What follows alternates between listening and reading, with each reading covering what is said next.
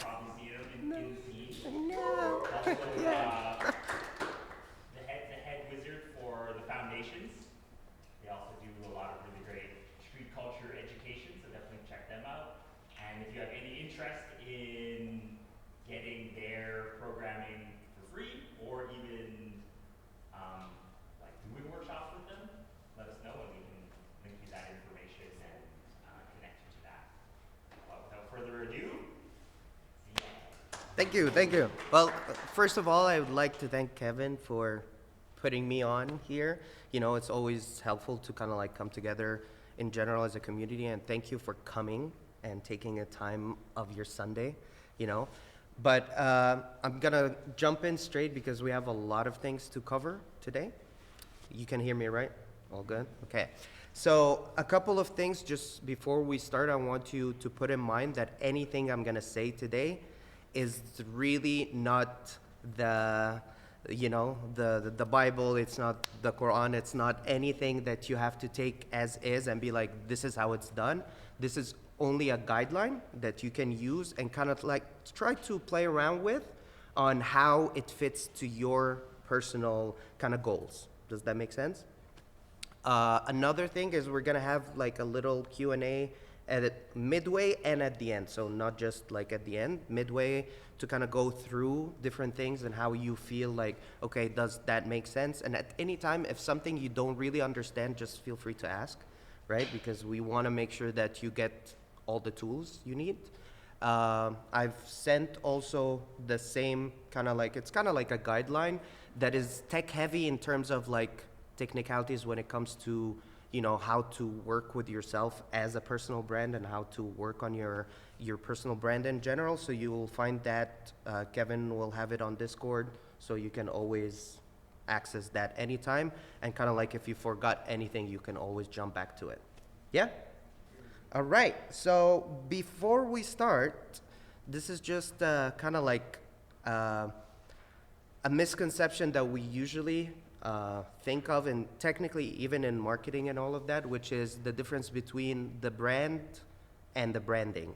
So there's a huge difference. The branding is what the tools you're gonna do and what you're gonna do to show your brand. It is not the same. They're two different things. So the brand is actually the value, the essence, the voice, the things that you are. So that for personal branding, it's the same. For you as a person, okay, insert name, that you are the brand, especially when you are a dancer or in the street culture or in hip hop culture, you stand as your own brand, but also you are part of a bigger culture and a bigger community. And if your brand itself doesn't align with the culture you are talking about or the culture that you're actually trying to portray, right, and represent, then there's a disconnect from the get-go. So you always have to put in mind that. So think of it this way. If you're gonna use this session for your own brand, by all means do that. But once you put it in a street culture, hip hop culture form, you have to put in mind that your own brand has to connect to the culture you represent. Otherwise, it doesn't align from the get-go, and you can't be as, I would say, as authentic as you want yourself to be. Does that make sense? Okay. Now let's jump into positioning yourself as a brand. So let's go into the first and the very first thing. Everyone is a dancer here, right? I assume. Should never assume, but like dancer, you know, you're in hip hop culture in one way or another, or you have a specific skill, okay? So you always want to remember that your skill is the number one foundation. So the skill has to be there. That's one, right? So for you, when you build your own brand, you have to have something to build on top. So the foundation is your skill right now as a dancer, as a rapper, as a beatboxer, as a DJ. That is the skill. That is most of the time what you're gonna always come back to, because that's where things kind of, you can start building on that. Because before you even think of, I want to create content, I want to like everyone to know me, what are they gonna know you for? Are you a dancer? Are you a choreographer? What skill do you have that you're gonna provide to people, right? Because that is the part of it. Like, you have to know exactly what you want to stand out as. And just remember one thing, that the skill and what you do can change. Meaning, alongside the kind of like how you are going through it, it can change. So you can start as a dancer, but then midway, you decided that you love DJing more, then now you became a DJ, but then you kind of like go back to dancing. That is still fine, because at the end of the day, that is the beauty of you creating your own brand. Is at the same time, as much as you're changing the things you're doing, people are relating to you, not to what you're doing. So what you're doing is for yourself, so you understand where the foundation for yourself is. But then how people perceive you, that's personal. That is why it's called personal branding, because 9 times out of 10, people will want to hire you and want to work with you because they trust you and they have a specific connection to you as a person. And that's why it's called personal branding. So put that in mind. Every time you kind of like think of, I want to do something, think of first, what are you? Who you represent in yourself, and then think about how you can approach people, so that is what it's about. Positioning yourself in a community, in an audition, in a space in general, how you want people to look at you and remember you. That is the most important part. Are they gonna remember you as the person that got in and became like too offish with them, or you were ongoing? That is something you have to put in mind when you get into spaces that technically you're trying to get into because you want to be hired, right? So you have to understand that everything you do outside of the dance itself, the skill itself, also is part of your brand. Does that make sense? So kind of like that is how you're gonna be, and I'm just kind of like going through it a little bit faster, and I'm gonna go into more details, but for now, just so you get a general idea before we dive deeper into each section. And then you wanna put in mind, I have it here as the promise, right? So the promise is, what are you giving people?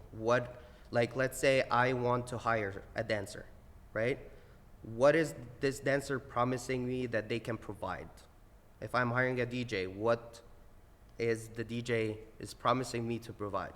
Is it gonna be like good music, good vibes? As a dancer, you're gonna be punctual, you're gonna come on time, you're gonna, work hard, you're gonna make sure you rehearse, make sure that you kind of like, you perform to your best. All those things, you also need to be able to understand how you can transfer it to the person when they are trying to hire you or trying to get there. And I know I'm jumping into like, you're already getting hired, but we're gonna fall back into how to actually get hired in a part. But for now, we're talking about more kind of prerequisites. If they're not there, it's gonna be even very harder to get into any space and try to stand out.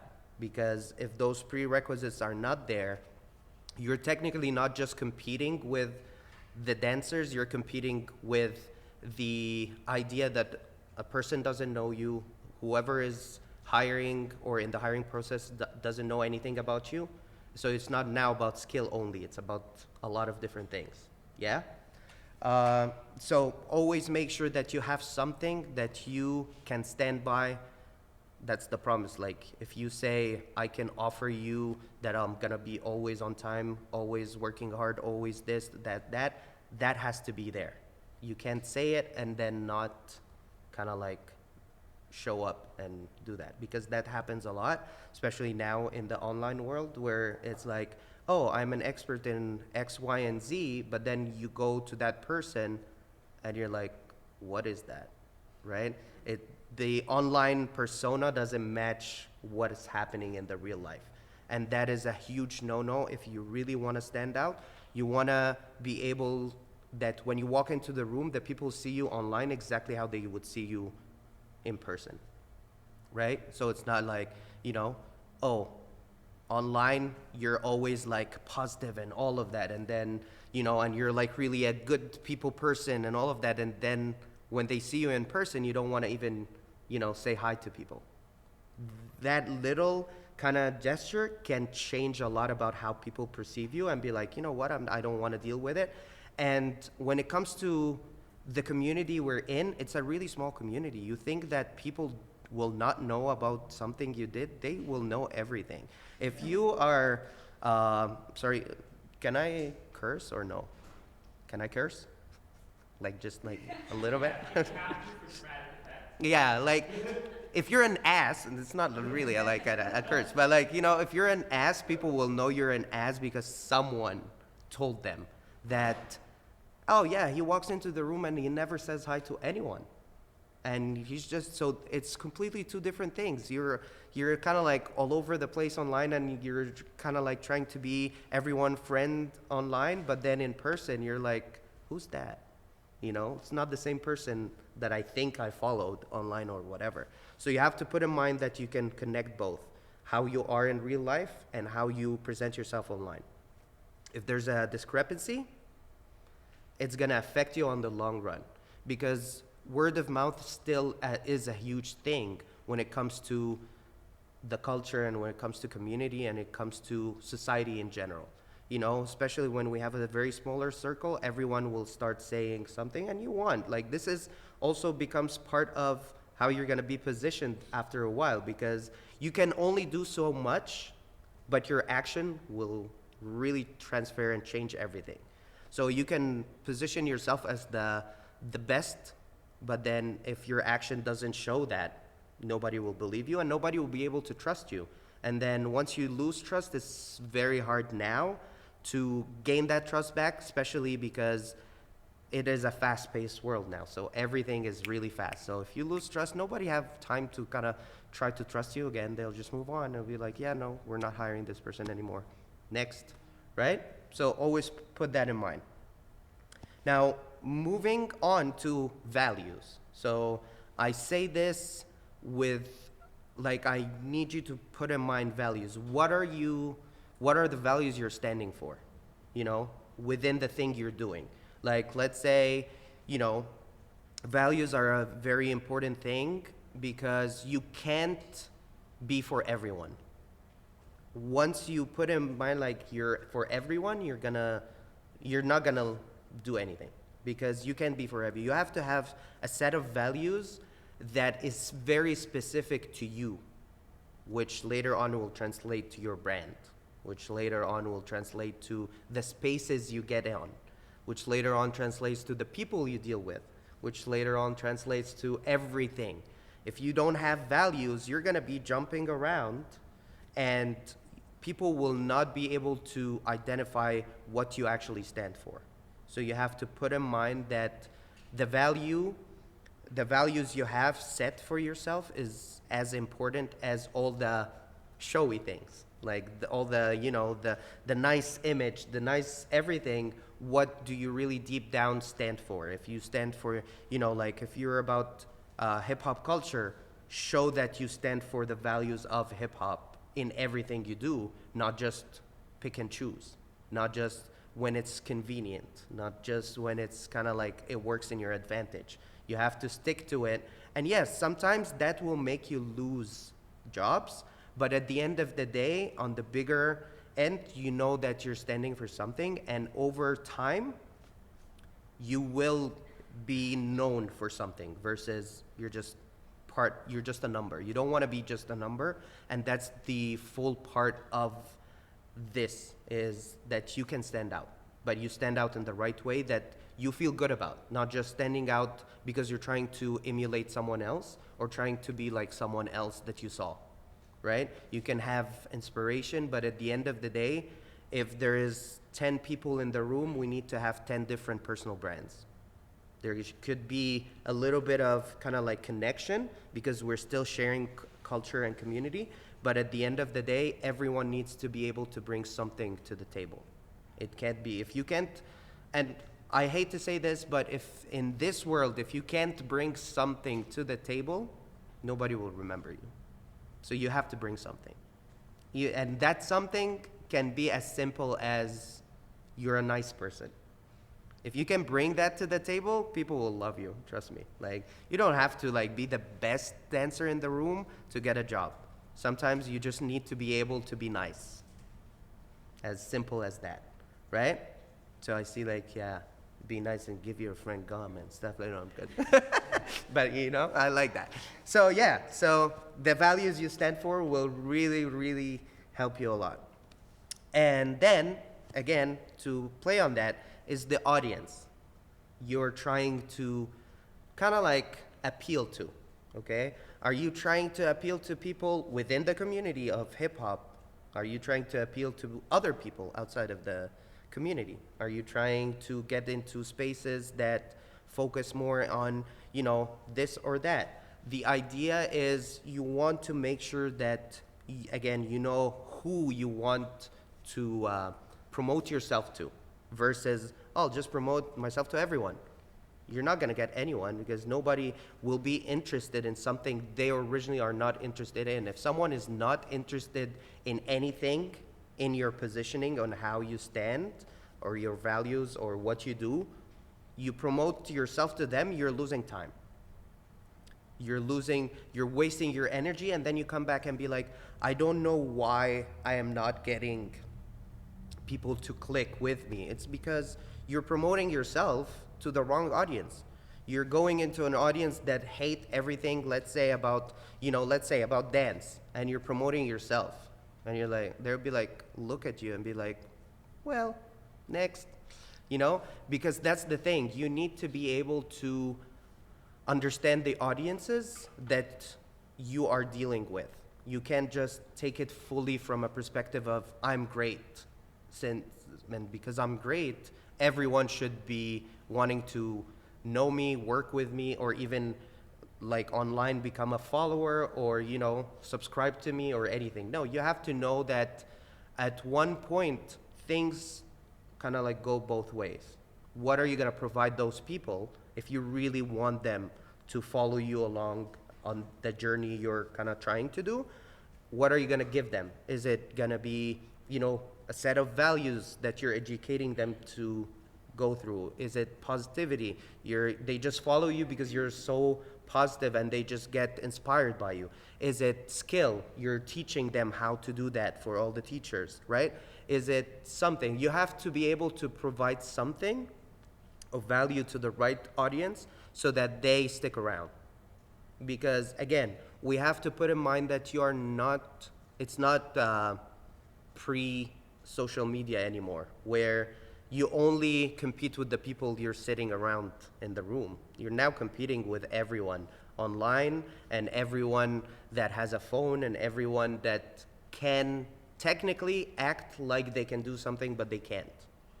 Because sometimes a lot of people will get a job when they don't have any skill to show up for it, and you are here sitting, you're like, I have all the skills, but I can't promote myself to the right people. I wasn't in the room that I needed to be in the right time with the right audience to get chosen. So that's kind of like something you want to put in mind.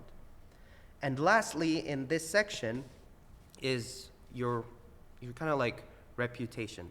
How do you have to go into a room and you need to show up every single time consistently with the same set? Meaning, if you are booked on the job, part of it, you want people to even book you for the little things. Like, I'm just booking this person because he comes on time every single time. Or I'm just booking this person because they come early and prepared. Sometimes it's really far beyond the actual skill. Sometimes it's because you show up to the place and you're ready to dance or you're ready to go. You know, you come prepared. All those things, over time, they stack. They're kind of like, you know, it kind of like almost as like you're playing a game and you're gaining experience, right? And you level up. So every single time you show up to the space and you're consistent about what you bring, that helps your reputation, and people start after that trusting you. And then they start to hire you because they know. When I, every single time you walk into a room and everyone that knows you in that room say, oh, he's always on time, she's always on time, they're always on time. Now it became bigger. Everyone knows now this about you. It became part of your reputation. Sometimes that word comes out and people will only hire you because of that, regardless of the skill. And you have to put in mind that we are people.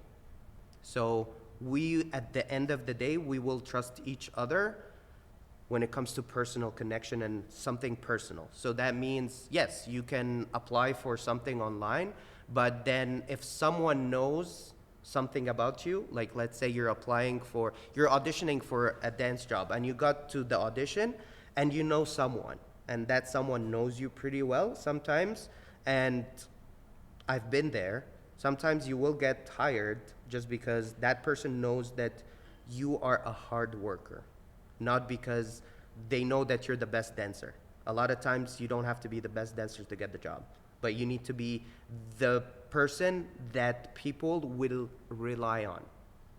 That no matter what happens, they know that if everything goes wrong, that person is still gonna stick around and do their job. And those things has nothing to do with the dance itself. It has to do with you as a person, and then it transfers to your personal brand. So everything is connected. We try to kind of like classify everything different, but it all comes back to yourself and to your brand, because dance in itself is your own expression at that point. So you can't disregard everything from, like, don't separate it. Bring it, see it from a bigger perspective. Okay, this is our first questions section. Anybody got any questions about this section? Any questions? Concerns? Complaints? Yes. I just think it's really cool what you just said, and I don't know if I fully clocked it Okay. myself. Yeah.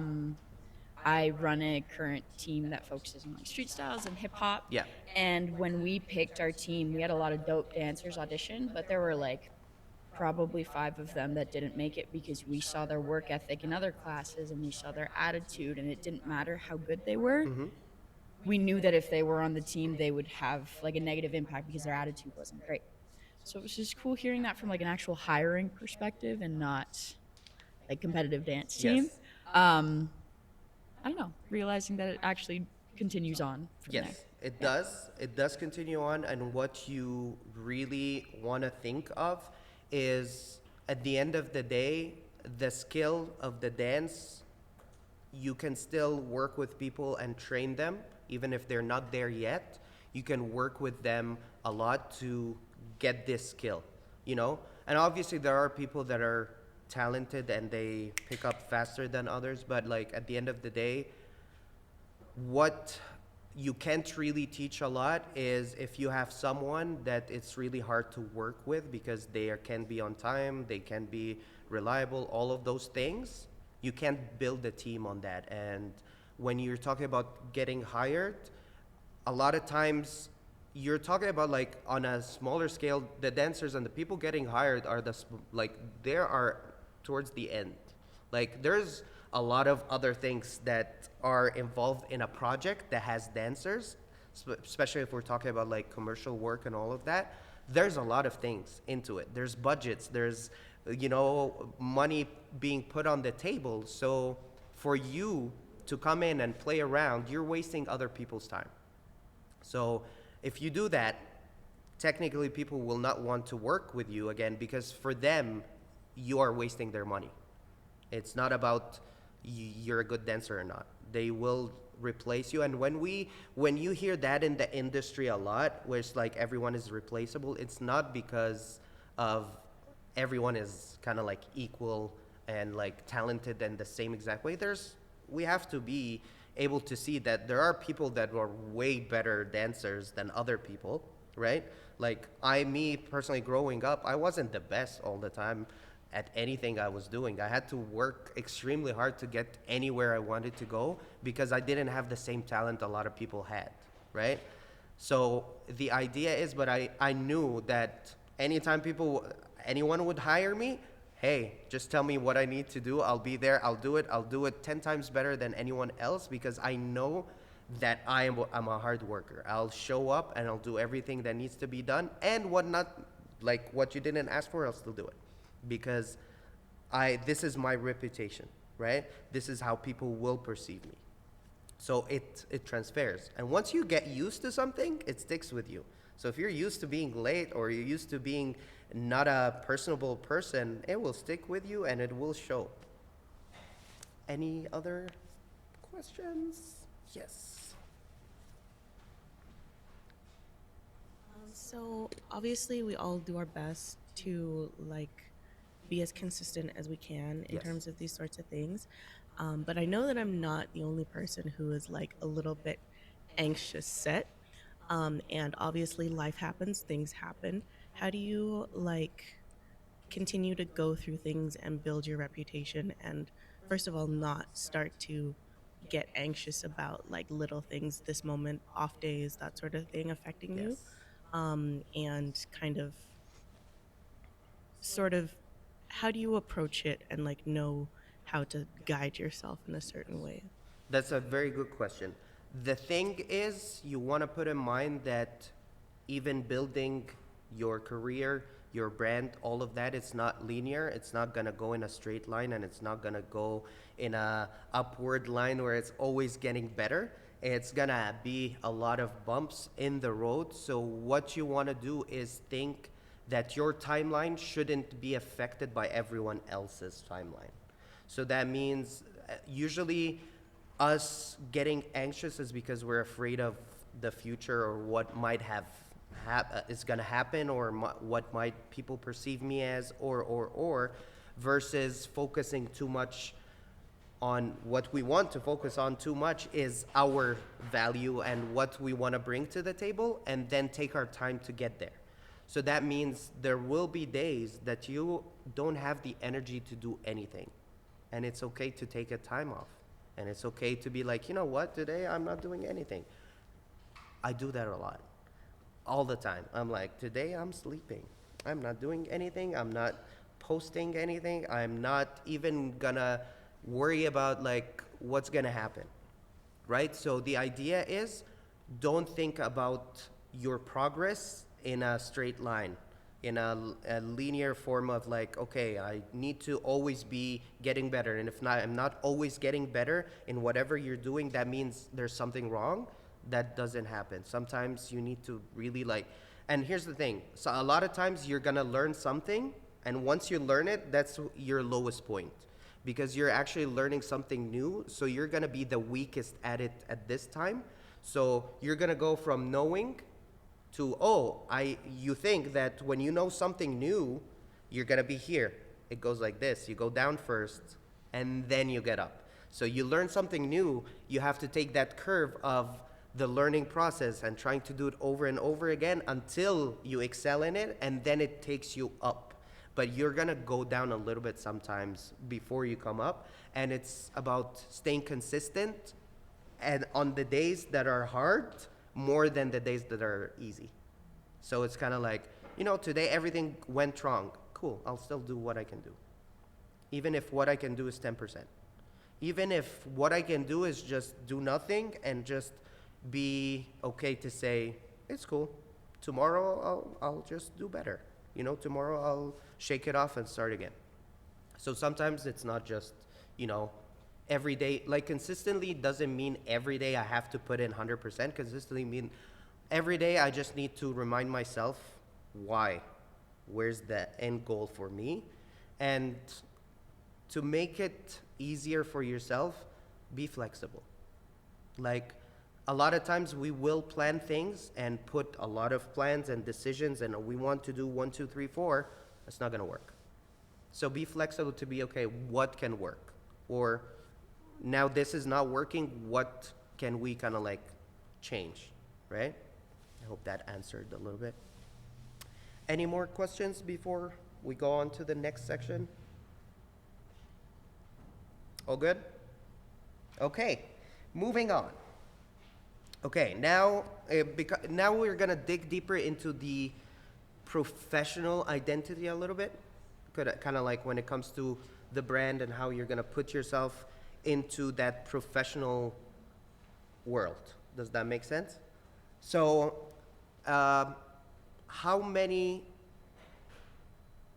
of you sitting right now that are professional dancers and have a website?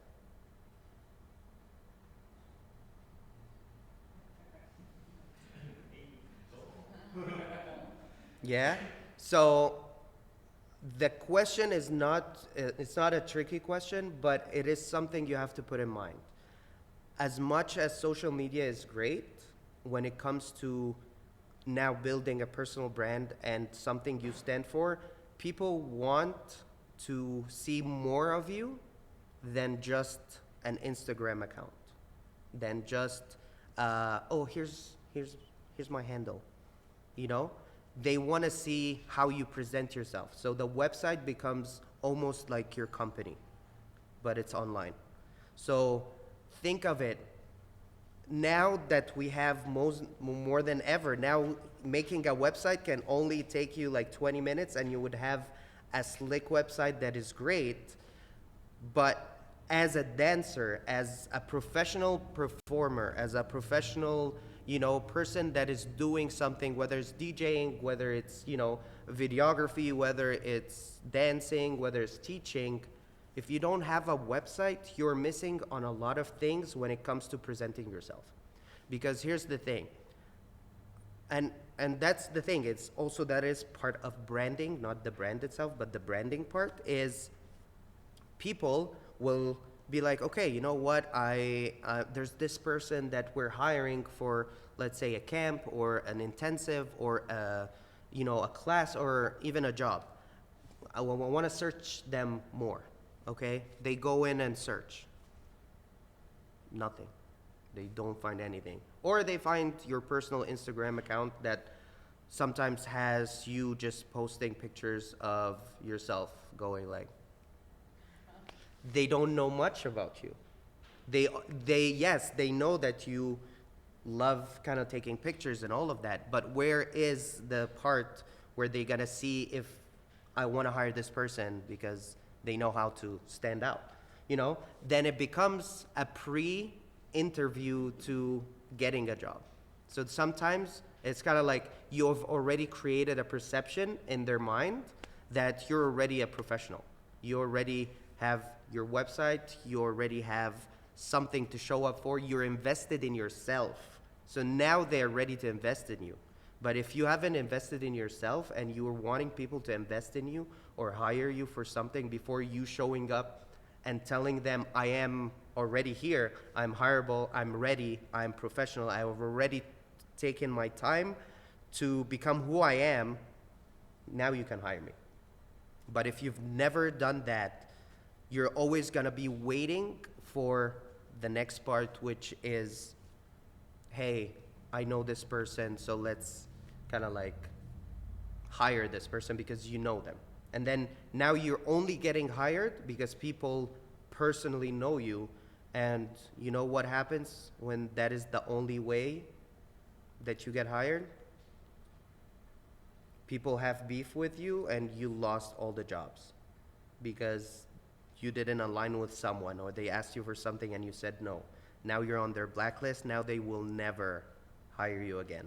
Or you posted something on social media that they didn't like and now they don't hire you anymore because it's personal. Now it's, you know, I will make the decision.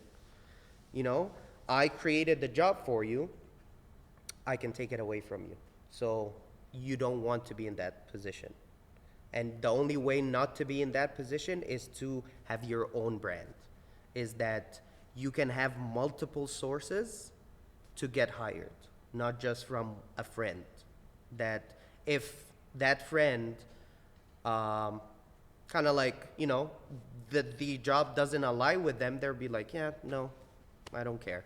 we don't have to do it. And then you're like really losing all of those opportunities just because you're waiting for someone to give you the opportunity versus you putting yourself out there and making sure that people know about you. And this might sound easy, and it's not easy. It is hard, and it takes time, and it takes a lot of work on the back end, other than the skill. Because we're now talking about you already have the skill, right? I'm not here to tell you that you don't have the skill. I'm here to tell you how to take the skill now and represent it to people so that you can get different opportunities and also get different jobs. Because here's the thing, the jobs are not in one place. They're not like stuck here, or like you only can get a job in a commercial or a TV show or whatever. There's so many ways to get jobs that you would think that, oh, did that even exist as a dancer? So part of it, for me personally, I worked with Vogue. And for me to think that I could even reach that limit of working with such a big magazine and all of that, to work with them on an anniversary they were making, and I wasn't even dancing or even choreographing. I was literally a movement director. All I had to do is tell celebrities how they would move in front of a camera with a little bit of a dance to it. Not dancing, not fully dancing, but you're just telling them how to create that. But you as an artist, you can do that. You can learn how to do that over time. Again, that doesn't mean that, oh, but I'm not like doing the skill I'm used to. That's fine. You're gonna be flexible. You're gonna learn different things. You're gonna get on set, learn other things from other people, because the idea is we want to be able to learn from each other and learn from every experience we go to. So don't ever think about, if I don't get the job specifically in the thing I want, that means it's a bad opportunity. Sometimes you will get opportunity from things that you've never expected. But again, it all comes back to you have to be ready in the first place. So ready meaning when they ask, hey, we know we want a movement, director to work with us. Okay, we have those options. Out of 5 options, now I want you to think, out of 5 options, they have one that has just an Instagram account with nothing to show for, no personal brand, anything. And then they have the other 4 has a better Instagram account and better understanding of personal branding. So now they took out that person that doesn't have personal branding. Now out of the 4, one of them has a website, we have headshots and have everything that they can look at. Great, that's a high option now for them. Now one has everything plus some videos of them working, some videos of them of past work they've done, some videos of them of things they've already kind of created. Now that comes to the top of the list. And then that person is highly to be hired. Now, moving to the next part, which is like meeting the online and offline part, where it's like, okay, you look great on your website. You go in late to meet them. You're kind of like going like, you look like, you were just fighting someone. All of those things, those first impressions play a huge role. And you have to put in mind that you are in the industry of perception. People will perceive you how you enter a room. When you dance, you want them to perceive you in a certain way. When you play music, you want them to perceive you as this or that. When you are doing all of that, it's all about giving out something and people perceiving that. So you have to put in mind that it translates to everything you do, not just the dance. It's all those layered up, right? So one thing I would highly recommend is think of it, whether it's today, tomorrow, this week, how you can go and look up how you can create your own website online and it's easy. There's a lot of cheap options, but even there are some free options. Start there. You don't have to start like, remember this, you don't have to start up here. You can start and slowly build it up. So my first ever website, I can't remember when, but it wasn't like a paid website. It was just like the name of the app doing the website, and then it's my name. You know, that was my first website, and it worked for a bit, and then, you know, I got more jobs, and then I was like, okay, now I'm ready to invest more into it. So now I invested more. Now I have my own website that has my name. Yay, you know, but now my website doesn't have anything except my name. You know, so now what's next? So now I want to, you know, get a headshot. I want to build the content that I will put on the website so people can see it. Now I start investing in that and then uploading it to the website. Now the website has more stuff. Now you keep playing that. Now I got into like, you know, what would be cool if I kind of like start writing a blog about all those different kind of like, you know, things that I go through, or interviews with people, or all of that within the culture. Great, that's another part that I can put on the website, and it gives another perspective of my own brand and what I stand for. So I want you to think of that thing where I'm gonna go now and try to see how I'm gonna build my website. What am I gonna include in the website?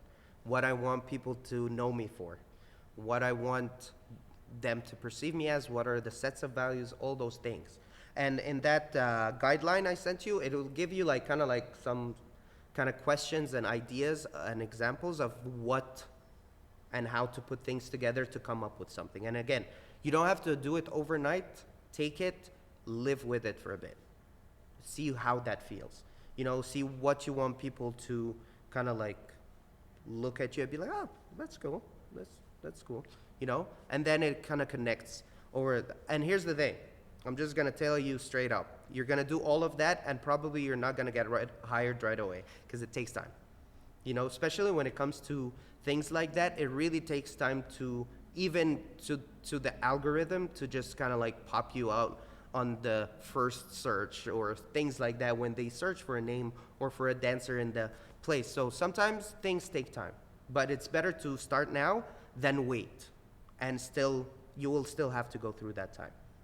But now when you build all those systems for yourself, now it's easier to just like, now it becomes like data dumping in a sense, where it's like, now when you have something new, you can just put it on your website. When you have something new, you can do this. When you have something new, you can do this. And now you can connect everything together. So you have your website, which acts like the online headquarters of your brand, and then you have your social handles that you now can diversify what you want to show people, right? Because then the idea is not to just post on social media randomly, or even be like, oh, you know what? I'm just gonna post on social media and that is how I'm gonna get hired. You might, but that's not the case most of the time. You know, even when you get a video, you posted a video that's really cool and it goes viral and all of that, and you're like waiting for, you know, the calls and the messages that will hire you, and you're like, oh, there's nothing. There's just fire. And it's so cool. That's dope. Wow.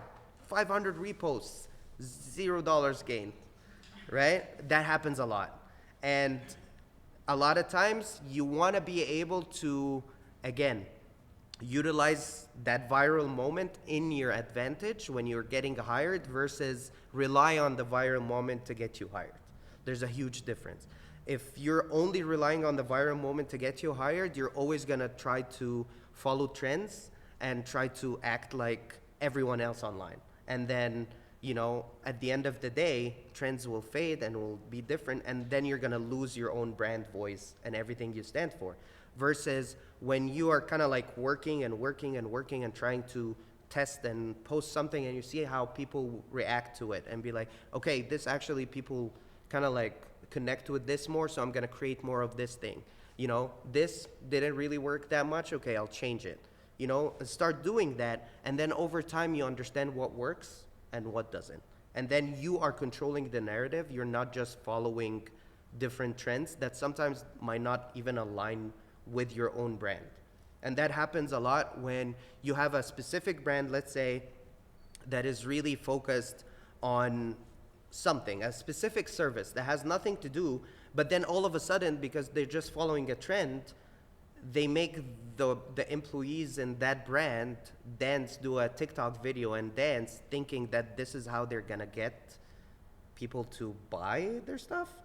That doesn't work. Yeah, it becomes funny and all of that, and it's a cool moment, it's a cool social moment, but it doesn't translate into getting hired. So remember that I'm not saying don't do it, but know that it's for fun.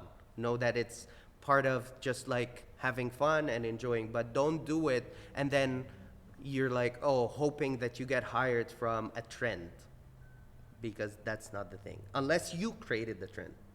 So that will happen when you start creating your own persona and your own brand, and then you start to kind of like become a leader in your own kind of like circle, and that's how you kind of start creating trends. So now people look up to you rather than you're just following. Yeah?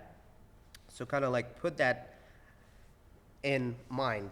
Now, talking about that, you're gonna face another thing, which is, I know this is a lot, but again, remember, you don't need to do everything all at once. Remember that there is the online part and there's the offline part, and they both kind of like need to work together at some point, right? So your offline part is gonna be your skill. It's gonna be how you show up to spaces. It's gonna be how you're actually kind of showing, you know, what you stand for. That is gonna be the offline part, and that is gonna happen everywhere you go. It's not gonna happen one day. You have to show it every time you go into a space, because that's how you connect with people, how you network with people, how you create relationships, and then how people trust you, and then they can recommend you to other people, right? So that's the offline part. The online part needs to still carry the same voice you're showing offline, but then now you have a little bit of extra work you need to put in, which is how you're showing yourself. So that comes to, okay, how many of you here, and that's great because next week we have the headshots and the content creation part, so you want to put in mind that you kind of like, if you have any ideas, you know, for a headshot or a picture or an action shot and all that kind of stuff, you kind of start preparing now. Don't wait until you come next week and be like, okay, I don't know what to do. Well, that's also part of it, is now, because here's the thing, if you're 10 people in the room, 14 people in the room doing headshots, if you rely on the photographer or the videographer or the person doing the headshots, most of the time you're all gonna look the same. And that's not what you want. You want to be able to bring your own kind of like vibe. So that means how you're gonna get dressed, you know, how you're gonna show up, the idea, if you have a reference, bring it with you, all those kind of things. Prepare for that day as if it's fully your day. So that way you can fully get a headshot and you can be proud of and you feel like different, right? Because me and Jared, we're gonna be doing it next week anyway, so I'll help you a lot with it, but I need you to come prepared with something so that we can even take it to another level versus relying on me telling you how to always kind of like do something, because that will translate to your own brand as well, is understanding, searching for yourself, be like, oh, you know what, I'm gonna look some references, how I want my headshot to look like, what I wanna wear, how I'm gonna show up as myself, from a community perspective, from your own kind of like, how do you want to stand out, right? So put that in mind. Also, something to put in mind for the content creation day is think of the video interviews. If you're kind of planning a specific, applying for a specific grant that needs you to talk about your idea, think of how you're gonna do that. Create that in mind and have an idea so that if you want to create a video of that presentation or pitch on video, high quality and all of that, now you have something ready already. You don't have to worry. And the thing is, and that's where it comes into that online stuff and all of that, is you want to be 2-3 steps ahead of anything you're gonna be doing. So that means you're always prepared. So you don't wait, okay, I'm applying for a grant, so I'm gonna wait for the deadline and then I'm rushed and then I'm trying to put everything all at once in one day, versus if I already have an idea and I know I might, if I only have an idea and I just might use it for a grant, then already create that content. And you know what? If you don't use it to apply for a grant, great, you have it. You can use it for documentation. You can use it as a spec, video, as a pitch for someone else. But you have all of those things that is already ready for you, that you can just, when the opportunity shows up, you're always ready. Versus when the opportunity shows up, you're like, oh, I still need to go get my headshot done. I still need to create my resume. I still need to create my website. I still need to create this. Let me just go make sure that I have the most recent post on my Instagram that shows what I actually do and not shows the food I eat. Because unless you're a food blogger, you don't need to post what food you eat. Okay? Now, if you want to, create another private account that is that's personal. But if you're creating your Instagram account is your one kind of like Instagram that people will always connect to, whether it's Instagram, TikTok, whatever it is. But if this one thing, then make sure that when a person goes into your handle, they can actually tell what do you do. They don't need to scroll like 1,700 kind of like down your feed videos until they kind of find out what you do. They'll be like, okay, food. Okay, what's that? Okay, happy birthday, mom. And it's great, we all love our moms.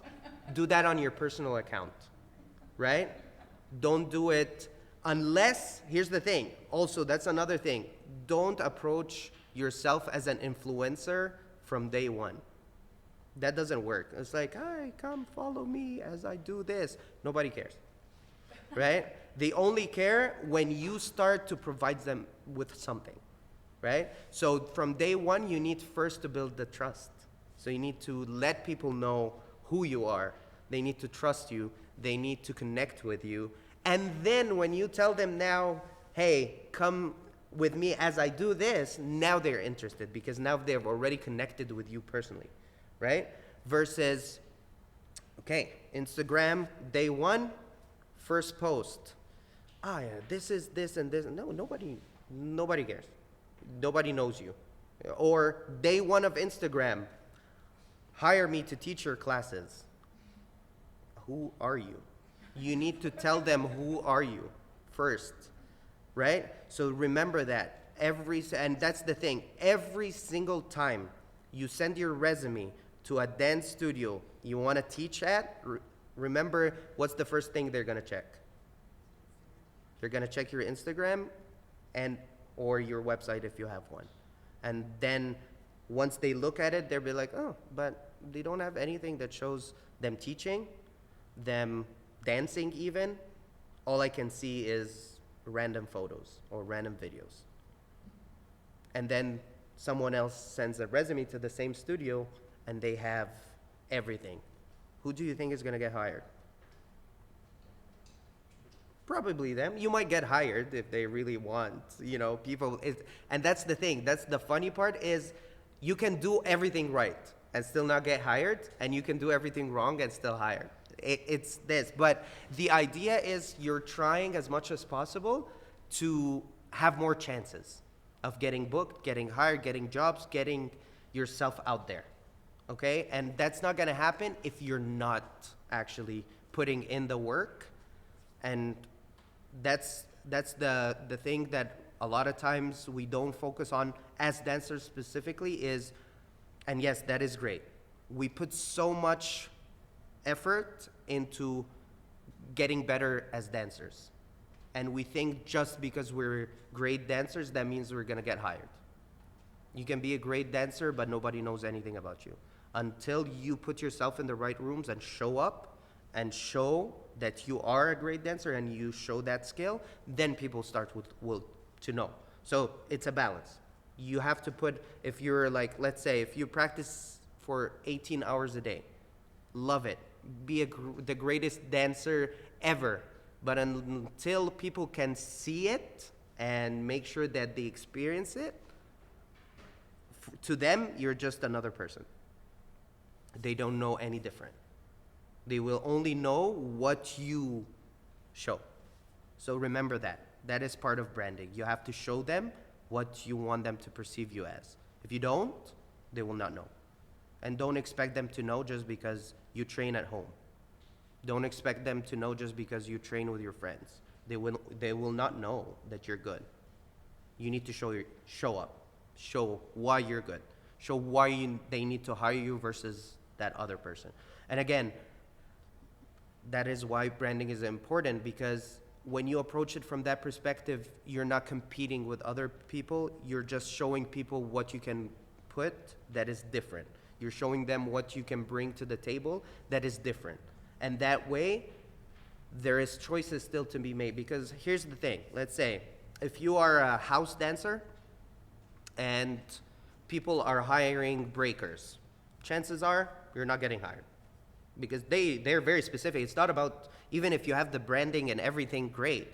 But you're a house dancer. Some jobs, they just don't want you right now, right? So don't worry about that. Like, don't worry about, oh, I didn't get the job because they wanted breakers. Now I need to go learn breaking so I can get the job. No, that's not how it works, and don't do that because you're wasting your time, right?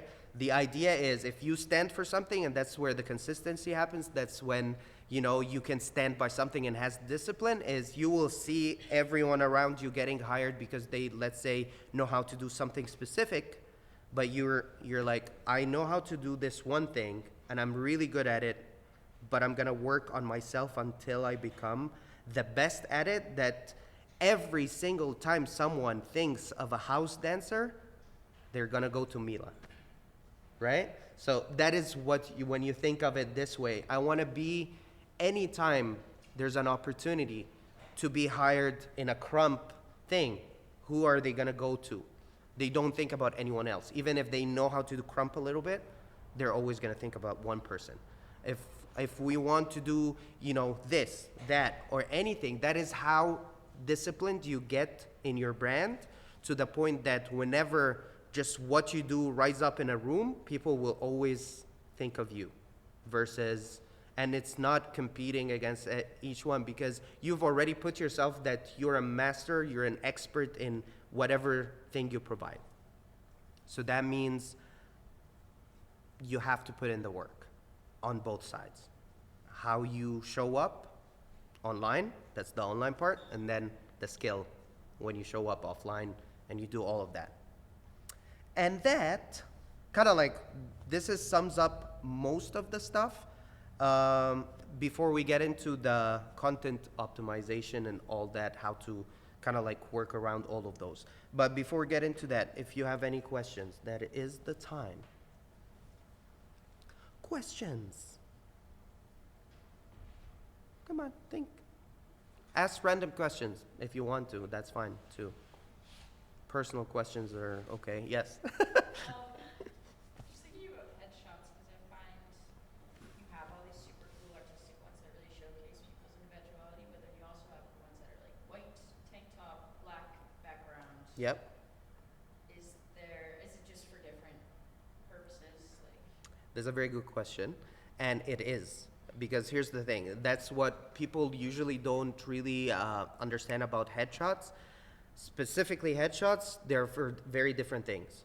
So you have, if you're applying for, let's say, a movie, or you want to get casted in a movie, your headshot is going to look different than a random headshot that you're using for, you know, your website. Because, you know, usually a lot of times what happens is a headshot that is highly edited and it goes to a casting agency, they're hiring for actors, usually that gets turned down because they want to see real features. They don't want to see something edited. Versus when you take a headshot that it's more for your website, edit the hell out of it if you need to. Nobody cares because this is what you stand for, right? So there's different things. And headshots are usually used specifically for those purposes, that kind of like people get to connect with the person. So let's say if you're teaching a workshop, the headshot is gonna kind of make people, you know, connect with that person, know how they look, kind of like give them a sense of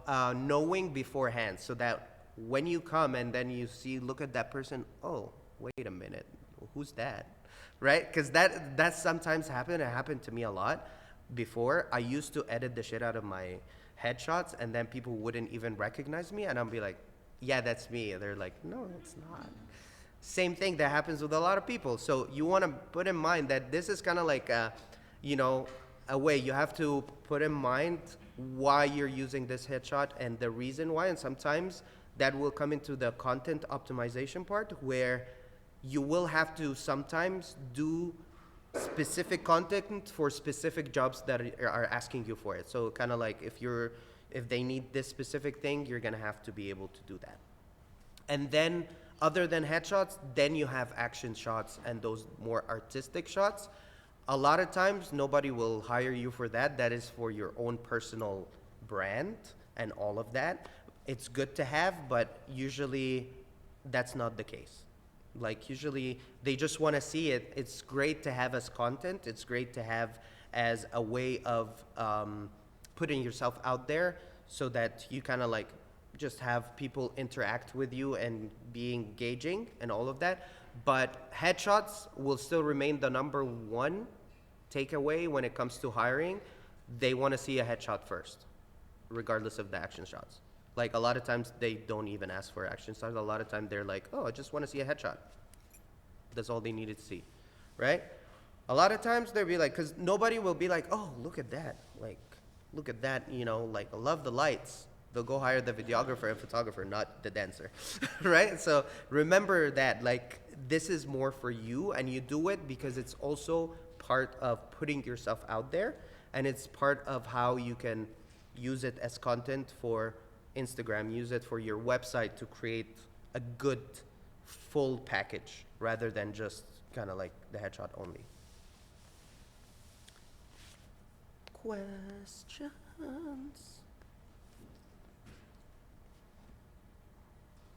I always ask this question, and it is a sort of kind of like a conversation kind of thing. Any of the things that I've said you don't agree with? If you have something you don't agree with, I would like to know. If you want, obviously. Like, I love to have mini debates sometimes. Yes.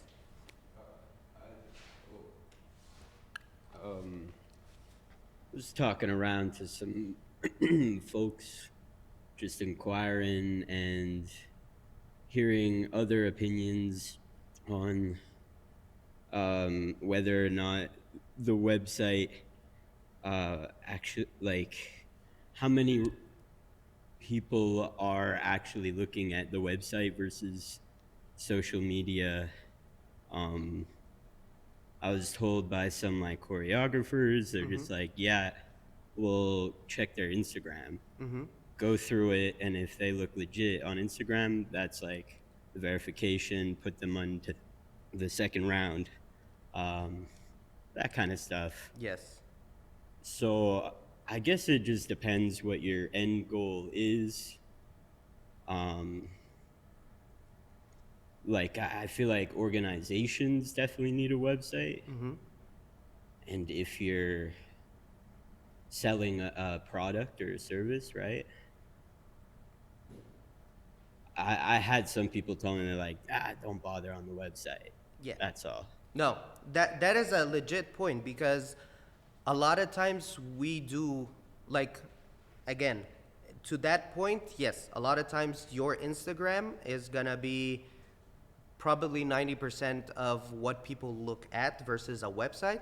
You're giving the website as a structure for bigger things, to kind of like more of an archival thing of your own brand, because you don't have that. On Instagram, it's very hard to lose feed and like kind of like get lost into it, versus on your website, you can literally kind of like document everything and then have specific parts. So let's say if you're multi kind of like disciplinary and you can do different things, you can put that on your website, all the things kind of you can do. On Instagram, sometimes it's very hard to do that and show it in that way.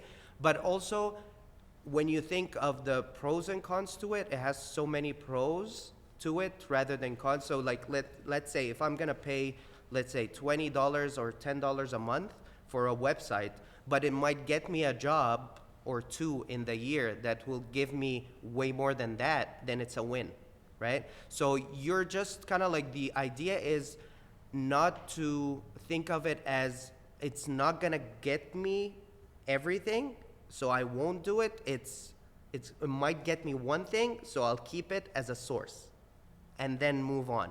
So in that sense, you would actually put more effort in the Instagram and treat the website as more of a system that is there that you can put the stuff on. Because let's say we're taking also Instagram for granted at this point, where let's say tomorrow you wake up and your Instagram account got hacked and you can't access it anymore. Now people can go back to your website, right? Well, it still can happen to your website, but you always have a plan B versus only relying on one thing, and once that is gone, you're kind of like, I have to start over. But I love that.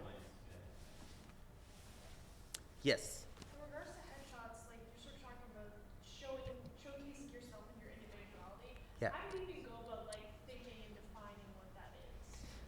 Ooh, Like, that's in terms a of, deep like, question. I mean, like, yeah, I mean, just even thinking about like next week, I'm like, oh yeah, like what am I gonna wear, or you know how I might want to pose or whatever. Like, how do you even sort of approach just for yourself, or like in your experience with others? Like, what have you sort of seen as like, you know, Yes. the way to go about it? Okay, what I can tell you is about myself, because I can't talk for other people, but what I usually kind of like, this is me personally,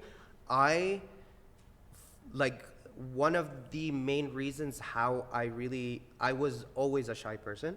I don't talk a lot. Weirdly, I'm talking now, but I was always a shy person. But the one thing that I've found that always made me feel more confident with was fashion. So instantly, if I feel good about what I'm wearing, I will just be moving around. I feel myself, right? So you have to start somewhere. Find that one thing that really makes you feel comfortable and confident, and then build from it. So for me, it's kind of like, okay, before anything, I'm gonna pick my outfit. What really outfit shows what I do. Like, you know how, like, you know, lockers would like wear specific things so that they can, once you see them, oh, you're probably locking, or like, you know, poppers or all of that. That's kind of like the sense, but take it from a sense of yourself. That's just one part, right? But another part is, a lot of times you don't figure yourself out right away. It takes time, and you kind of like, you end up being like, oh, okay, you know, over time you realize that, for me personally, most of my headshots and all of that, I'm either smiling a little bit or I'm dead serious, right? But that's just me. That's how I kind of like, the dead serious part in me is the I would say the more shy person, and the smiling part is the more like outgoing person.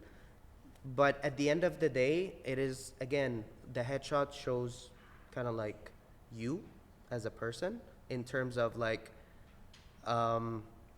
let's say, if you're in general a person who likes to smile a lot, have your headshot smiling.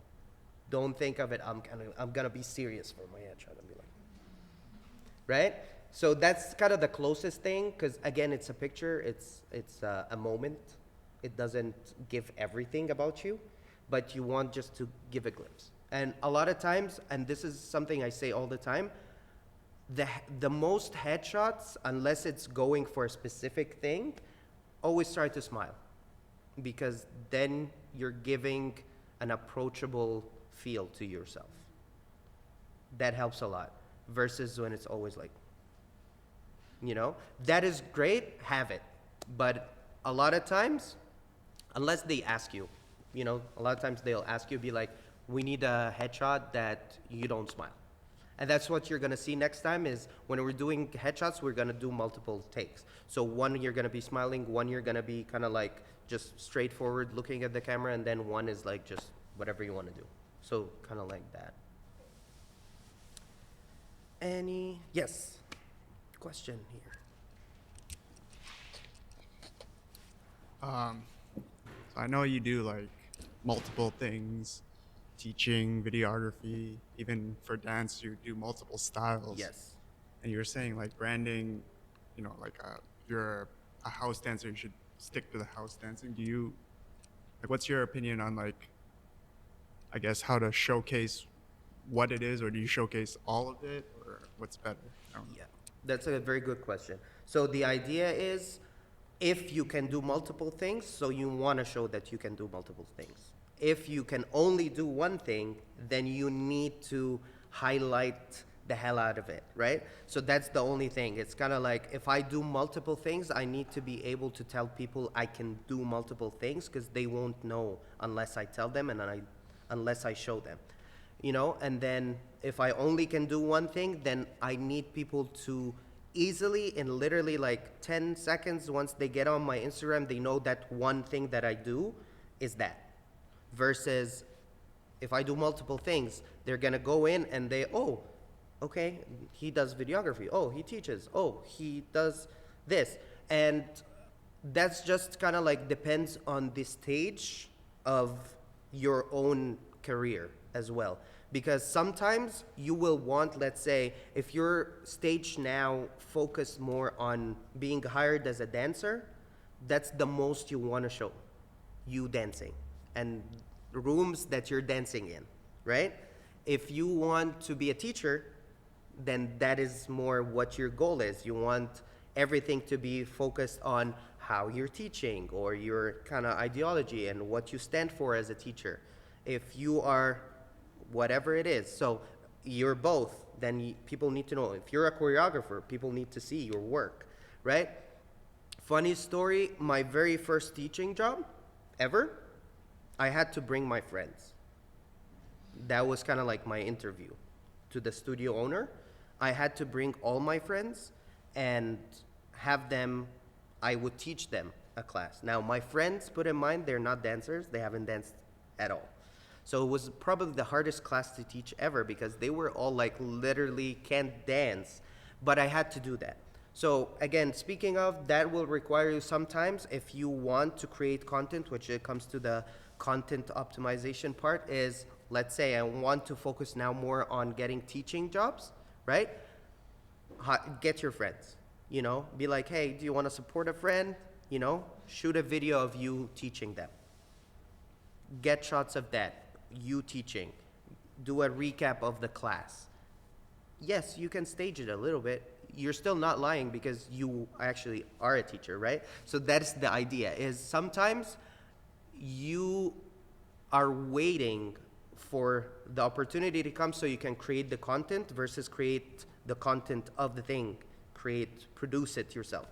Because here's another thing, a lot of times, especially for teachers, you will go to a studio and teach, and if you're teaching underage kids, you might not have access to use those videos. So you have to put in mind that not everything you do can be used on social media or for your own documentation unless people have signed waivers for it. And even then, sometimes you will have people sign waivers, and then last minute when you post it, they're like, we are not wanting this online, remove it. And you will have to do that. So put in mind that, create the content you want people to know you for, and kind of like premeditated, kind of like, hey, I want people to see me teaching a lot, then I'm gonna focus for the next couple of weeks of every chance I get to be in a classroom and I'm teaching someone, I'm gonna film that. And it can be with your phone, it doesn't have to be with a professional camera. You can use your phone and just edit the parts you need and post it. So you can see, you sit down, I always have a camera with me just to get anything. And if I don't have those, I use my phone, right? And the idea is, that is how you invest in yourself. So you can show people what you can do. So if you can do multiple things, and you're in the stage where you want to show multiple things, create content for multiple things. Don't create for one thing. Because you never know when the opportunity is going to come. And here's the thing, a lot of times I got hired to do videography jobs while I was actually choreographing. Because they're like, oh, you actually do this too, right? And I'm like, yeah. They're like, okay, we have an event on this day. Can you come and film it? I'll be like, yep, I'm down. So now you're working with someone who originally hired you to be a choreographer or a teacher, but because you know how to do other stuff and they know that about you, and you're standing in front of them, when they were kind of like thinking of someone to do that for them, who came to mind first? It was you. So that's the idea, is how you build that and show it to people, and then over time you start to grow, and it takes time. Yeah.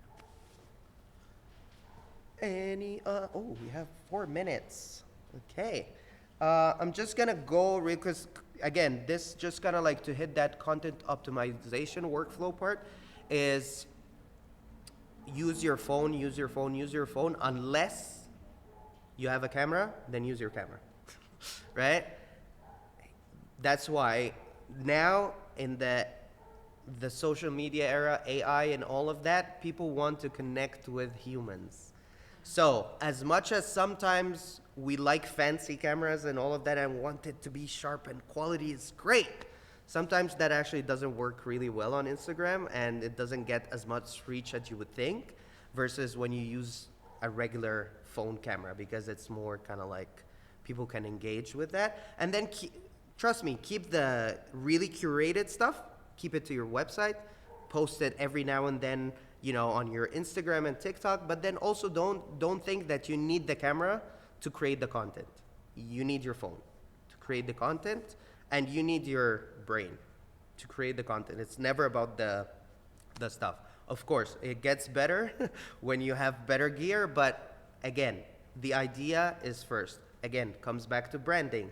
You is first. So if you stand for whatever values you stand for, and you can show it, regardless of the video quality, people can relate to that, and then they will gonna want to really work with you.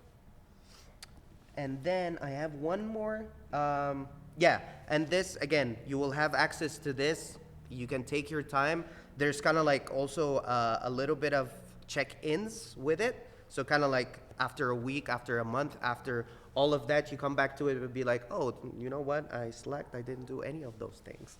So it kind of like keeps you remembering what you need to do. And with that being said, if you have any final questions before we're done. Yes. 2 questions. Okay, wait, yes. Yes, about the website, just curious, do you have like a list of stuff that like supposed to be there? And I mean, like, is it just like a headshots, bio, and let's say the work that you work in and it's done? Or there is like something else that like should be on the website so people can like understand what are you doing? Okay, so there's not really like one answer that fits all. It really depends on how you want it to look, but let's say as a prerequisite, like something easy is headshot, you, bio, a little bit about yourself, something you've done before, a little bit of your work, a little bit of you dancing, all of that. And then anything that comes after that is completely based on your own brand. So it's completely based on what you want to show people, how you want it. Like sometimes me personally, I like to do blogs. So I write a lot of things and post it on my website, just kind of like, so instead of renting all the time on Threads or Instagram, sometimes I like to rent in a blog and just post it on my website and it's there. And it's funny, you know, you get like, you know, sometimes you get 100 people that will see it, sometimes 5, sometimes 1,000. You never know, right? So the idea is you're still, just don't wait for people to tell you you're good so you can know you're doing good. You're just good. Just do your thing, right? Yes. It's about the headshots. I'm not sure, maybe we're gonna discuss it like next session, but so like let's say there's like a billion auditions, right? And some of them they're like strictly want people who like in the street dancing, like hip hop house, like that stuff, and some of those are contemporary, jazzy. So is it supposed to be also like a different headshots that like let's say like especially the outfit, right? For the hip hop. No? For So it could be dancing, if they ask for a headshot, it's just a headshot. okay. So it's just like Yeah. clear white Because like I hate top. to say this, but sometimes they literally just want a specific type of person to see, and that's how you get casted. Not Okay. even because you can dance. So you have to put that in mind that a lot of times you're gonna be doing your job. They're not. So don't take it personal. If you don't get the job, it's not personal. It's someone's perspective of what they want. It's not you specifically, right? Thank you. You're welcome. My quick question is how important would you say it is to support other artists and friends on social media who are also trying to build their personal brand? Because it takes like guts to post yourself consistently and have other people see you experimenting and trying. Mm-hmm. It can be uncomfortable. Yep. And but the point is that you're building sort of a community that supports you as well Yes. and engages with your content. So would you say it needs to be reciprocal It like does. that? Yeah. 100%. And the thing is, we also need to put in mind that, yes, as much as we support each other, there is a point where we also need to hold each other accountable. So I can't always support you knowing that, you're not like standing up for something and it's just oh, just support. And sometimes it's good to go to your friend and be like, you're whack. Like, you need to work harder.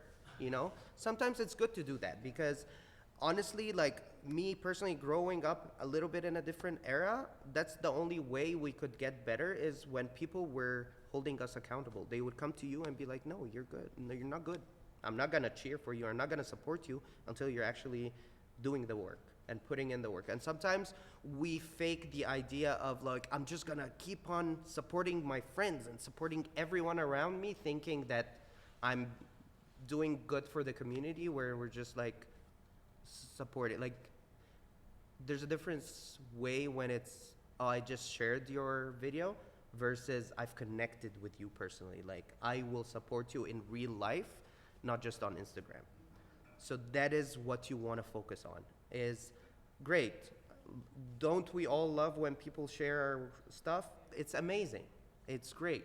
But if you only share my stuff, but when it comes to real life and you don't, when we get together and work and support each other, then it's pointless. So yeah, I think the most important part is don't always wait for people to support your stuff that you're doing. Do it for yourself first. And then when people, if they decide they want to support that and share it or, make it thing, great. If they don't want to, still great. Everyone can just have their own thing.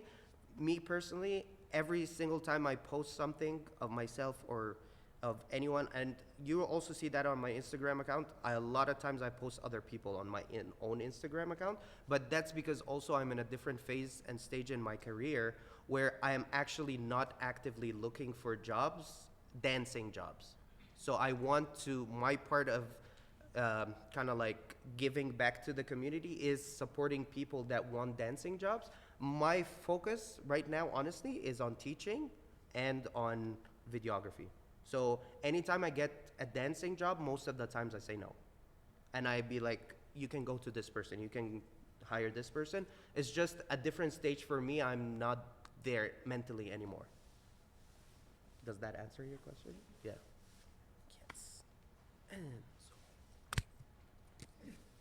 So, what is your opinion on like directly going out to see brands or whatever to these companies and giving out resumes or telling them what you do? Um, Even for like, for example, like I know a lot of people that do like brand promotion. Like, what is your opinion on going to them directly and saying if you have a job, maybe you can consider me. Here's my resume, all of that. What is your opinion on foremost doing that, but then also how would you approach doing that? that's a very good question. Fully, I don't have experience with grants specifically, so I'm just gotta be honest. Because also I don't come from a background where I lived most of my life in Egypt. We didn't have such thing as grants. Like it was like if you wanted something, you work hard and save and you fund yourself, right? So when I came here, I was like, what? There's grants and stuff like that, which is great, right? You want to utilize that, but also you don't want to rely only on grants.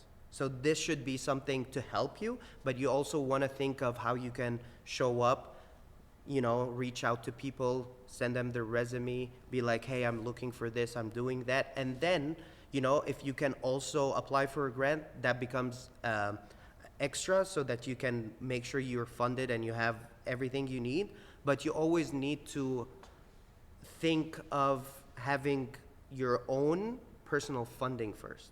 So that happens. So I always say this to dancers, and a lot of times, and I know not a lot of dancers like teaching as much as me, but in Calgary, there's at least 100 studios. And still I see dancers saying that, oh, I can't find a job. Even in you know how many studios are looking for hip hop and street dance instructors? And they will give you a job just like that for the full year? A lot. So do that. Go be like, hey, build with those studios. Think of 2-3 studios. Go teach. Work a little bit. Create a fund for yourself. Apply for a grant. Use it. I don't have experience with applying for grants, so I can't talk on that because I'll be like saying anything right now. So I don't want to do that. But do you get what I mean? You have to also, it's not just waiting. Like you can do all the brand work and do all the branding and do all of that. But still people will not know you because you still need to put yourself out there. You still need to send up resumes so that when they check you, they see all of that stuff you've created. But you still part of it. It's exactly like if you work in any kind of like even like a 9-to-5 corporate job and you're doing sales, you're still gonna have to do kind of like calls to people to sell stuff. That's the same idea. You're just selling your own brand. So you're kind of like reaching out to people. Hey, I can do this. Hey, I can teach this. Hey, I can do that. I can do this and do that. And one thing to finish this off just specifically on the teaching part, don't say that, oh, this is not a hip hop studio, so I'm not gonna teach at it. And that is the reason why we are in this hole where other studios are getting away with finding not kind of like experienced or specialized hip hop teachers teaching their kids versus the people that are actually specialized in it. So you should go there and be confident, be like, no, I will transform your program and I'll bring real street dance and real things to your students versus not. So instead of just complaining, all of us do that all the time. Instead of us complaining about other studios or other things not doing their job, right? We have to do our job. We have to go and educate because they're not gonna, it's exactly like branding, they're not gonna do their job for us. They're not gonna create the opportunity for us. But when you go and they see that you're reliable and you're gonna work for them, then they'll give you the job and then you'll have something, right? Yes. You mentioned you were a movement director for Vogue. Yeah. I just want to know how that came about. Like, how did that happen? So funny. Actually, it came about because not to do with my skill, not to do with my branding or anything. It's actually because I said yes to a videographer that in the beginning, she asked me to dance in her wedding, and I said yes. And then she hired me after that. So it was literally just networking. So I said yes for someone, and for some reason they trusted me that I can do a work, and they got me on one of the biggest jobs I've ever done. That's how it works. Sometimes it's not that. Yeah. And I think, okay, one last question? One last question. Let's go. My question is related in dance because I know like you've been dancing in different era, Yes. like different era. So right now my question is about what you feel we're missing in dance community, dance events, like yeah, in the city or let's say like in the world. I don't know. Like where's your vision right now on dance events for dancers, community? You feel like we need to put more community together, all that kind of things. Because right now that's kind of my vision. So I wanna know your opinion. Yeah, I think that's a very good thing and it's a very big topic, but I would say, honestly, I think that we don't dance for the dance just to dance anymore. We're always waiting an outcome from the dancing. Whether that even if like, I am only gonna dance if I'm gonna get hired, or I'm only gonna dance if I'm gonna win the battle, or I'm only gonna dance if, I'm gonna get credit for it. We don't really dance anymore just because of love of dance and how all of us started dance, right? Like, I didn't have in mind that I will have any dance jobs in my life when I started dancing. I was just like dancing and kind of like copying everything I see. And that what kept me going is I loved the dance so much that for me it was like I'm gonna do it regardless.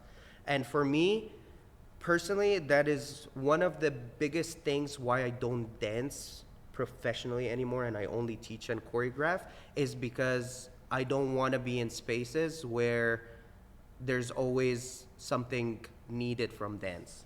I dance now for myself only. I don't dance for anything else. I just do it for myself.